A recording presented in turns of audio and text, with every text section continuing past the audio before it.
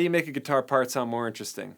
Sure, you could throw in your minor 11s or your add 9s, but sometimes that's not enough to stand out. So today we're going to build an Instagram post together, and I'm going to show you 2 unique ways to play chords that you may not know.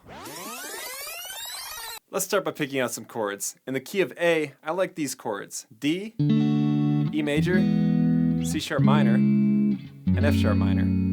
Now instead of playing that first chord D, or just any version of the chord, let's break it up like this. Now what makes this sound interesting is the 2 notes ringing together are a minor second interval, which is a very dissonant interval, but also the same 2 notes are in the D major 7 chord. So when I play them with a D in the bass, it brings out this major 7 sound with that little bit of dissonance between those 2 notes as well, and it sounds pretty tight.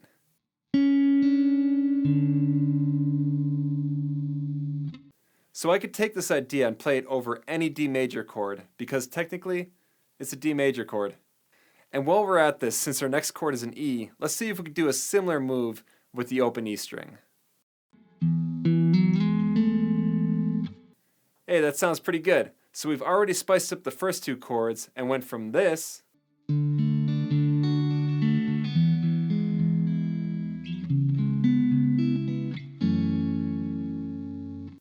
to this.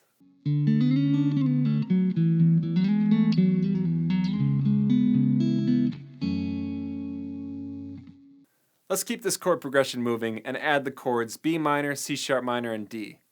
And of course, we want to play them in a unique way, so instead of playing the regular bar chords that we might know, let's play them as open triads. What are open triads, you might ask? Well, a triad is a basic 3-note chord. You know, your average C major or B minor. A closed triad is all the notes squished together as close as possible. The moment I move any of these notes in the triad up or down an octave, it becomes an open triad. So with this D major triad, I'll move the 3rd, F sharp, up an octave, and the shape will look like this. Now let's play our new progression using open triads.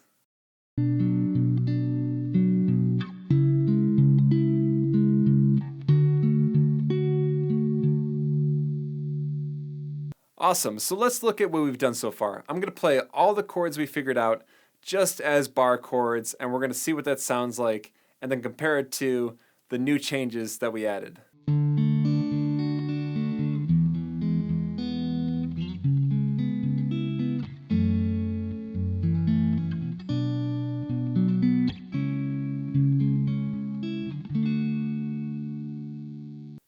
And now let's try it with the new ideas.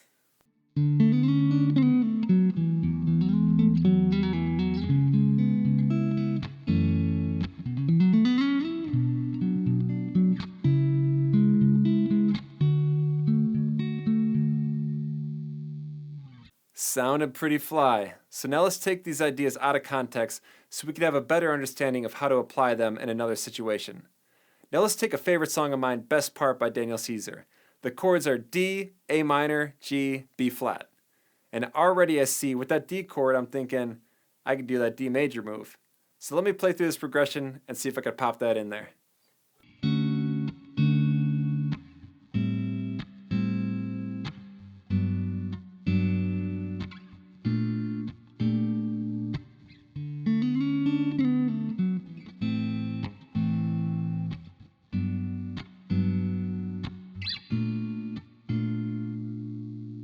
And if you want to change up the vibe completely, try using open triads. Especially when you finger pick it, it has such a different feel. So let's vibe this.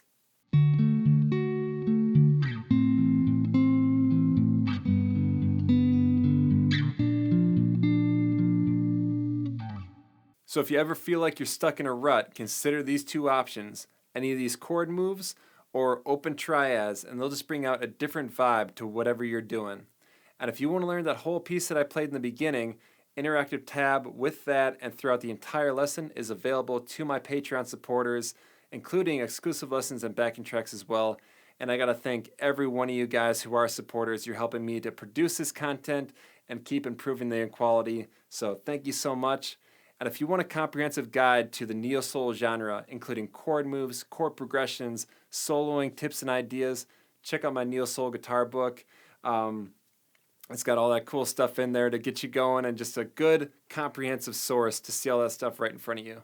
So definitely check that out as well. Links are in the description.